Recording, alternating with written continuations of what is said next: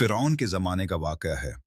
वो अपने आप को खुदा कहता था और लोगों को अपनी इबादत पर मजबूर करता था। इसी के महल में एक ईमान वाली औरत रहती थी, जो उसकी बेटी के बाल संवारने का काम करती थी। बज़ाहिर वो एक आम खादमा थी, मगर दिल में अल्लाह पर कामिल ईमान रखती थी। एक दिन वो शहजादी के बालों में कंघी कर रही थी। अचानक उसके हाथ से कंघी ज़मीन पर गिर गई। जैसे ही वो झुक कर कंघी उठाने लगी, बेख्तियार उसकी ज़बान से निकला, बिस्मिल्लाह। शहजादी चूक गई और बोली, क्या तुम मेरे बाप के नाम की कसम खा रही हो? औरत ने नहायत सुकून से जवाब दिया, नहीं, मैं उस अल्लाह का नाम ले रही हूं जो मेरा भी रब है और तुम्हारे बाप का भी रब है। शहजादी ने यह बात जाकर फिरौन को बता दी।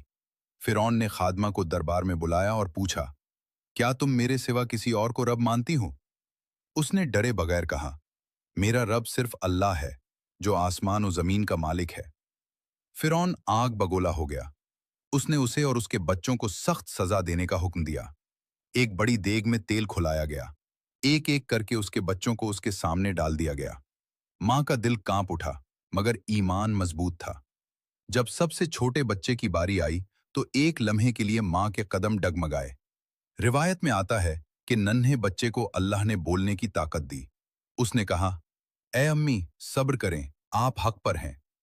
ये सुनकर मां ने भी खुद को अल्लाह की राह में कुर्बान कर दिया, मगर अपने ईमान से पीछे न हटी। ये वाकया हमें सिखाता है कि सच्चा ईमान इंसान को हर खौफ से आज़ाद कर देता है। दुनिया की ताकत कितनी ही बड़ी क्यों न हो, अल्लाह पर यकीन रखने वाला दिल कभी नहीं झुकता।